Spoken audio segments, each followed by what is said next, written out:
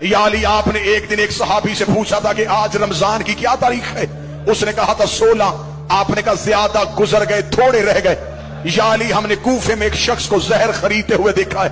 یا علی، کوفے کے حالات بہتر نہیں ہیں، تیری تقریروں کا انداز بدل گیا ہے۔ یا علی، ہمیں بڑا ڈر لگ رہا ہے۔ ہم چاروں نے مل کے قسمیں کھائی ہیں کہ ہم آپ کو تنہا نہیں چھوڑیں گے۔ آپ گھر ہوں گے، ہم دروازے میں پہرا دیں گے۔ آپ مسجد میں جائیں گے، ہم دروازے میں پہرا دیں گے۔ یا علی، ہم آپ کو تنہا نہیں چھوڑیں گے۔ علی نے ہاتھ اٹھا کے کہا اللہ تمہیں جزائے خیر دے، تم نے اپنے وقت کے امام کا خیال رکھا، لیکن میں حکمن کہتا ہوں مجھے پہروں کی ضرورت نہیں۔ اگر پہرا دینا ہوتا، میرا عباس جیسا بیٹا ہے، میرا حسن جیسا بیٹا ہے، جاؤ اپنے اپنے گھروں کو واپس چلے جاؤ۔ حذیفہ یمانی کہتا ہے علی کے حکم کے بعد ہم پہ کھڑا ہونا حرام ہو گیا تھا۔ حذیفہ کہتا ہم چاروں گھوڑے لے کے علی کی گلی سے روتے ہوئے نکلے۔ حذیفہ یمانی کہتا ہے جب میں علی کی گلی کا موڑ مڑنے لگا، میں نے آخری بار مڑ کے علی کی طرف دیکھا، علی ہاتھ ہلا کے کہہ رہے تھے حذیفہ اللہ کے حوالے، حذیفہ اللہ کے حوالے، حذیفہ اللہ کے حوالے۔ حذیفہ کہتا میں روتا روتا گھر آ گیا، میں نے اپنے سر سے امامہ اتارا، دیوار پہ مارا، تلوار نکالی، ریت پہ پھینکی، میں ایڑیاں رگڑ کے رونا شروع ہوا۔